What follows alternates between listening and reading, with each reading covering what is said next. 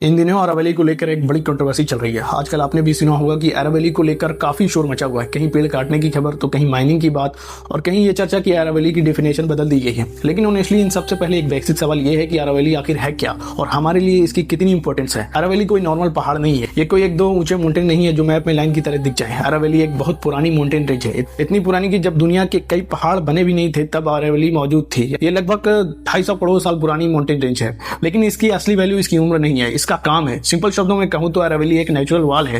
राजस्थान की तरह पहले से ही रेगिस्तान है और अरावली बीच में खड़ी होकर उसे रोकती है। जैसे एक दीवार आग को फैलने से रोकती है, वैसे ही अरावली रेगिस्तान को इश्क की तरफ बढ़ने से रोकती है।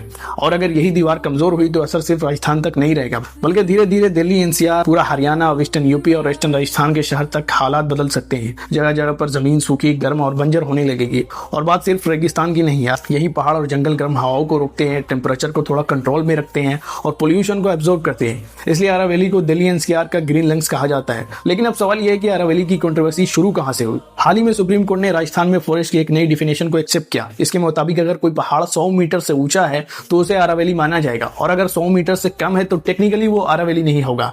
कागज पर तो ये बात ठीक लग सकती है, लेकिन ग्राउंड पर प्रॉब्लम यहीं से शुरू होती है, क्योंकि अरावली कोई स्मूथ और परफेक्ट पहाड़ नहीं है।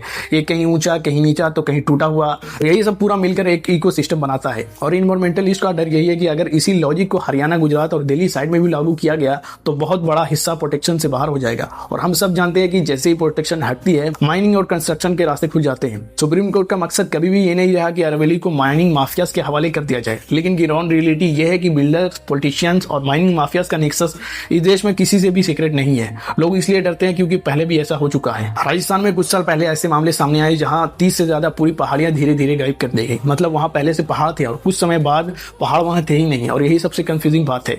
एक तरफ सरकार खुद कहती है कि अरावली दिल्ली एनसीआर के लंग्स हैं और दूसरी तरफ ऐसे फैसले आते हैं जो इसकी प्रोटेक्शन को कमजोर कर सकते हैं। सच तो यह है कि अरावली कोई खाली जमीन नहीं है जिस पर डेवलपमेंट का प्लान चिपका दिया जाए, जिस पर डेवलपमेंट का बोर्ड चिपका दिया जाए। ये पहाड़ हमें हीट वेव से बचाते हैं, पानी को जमीन में जाने से मदद करते हैं, हवा को थोड़ा साफ रखते हैं और फ्यूचर में फैलने वाले रेगिस्तान से हमें रोकते हैं। और अगर इसे डेवलपमेंट के नाम पर काटा और तोड़ा जाता रहा तो आने वाले सालों में अरावली एक मजबूत दीवार नहीं बल्कि एक टूटी हुई बाउंड्री बन जाएगी।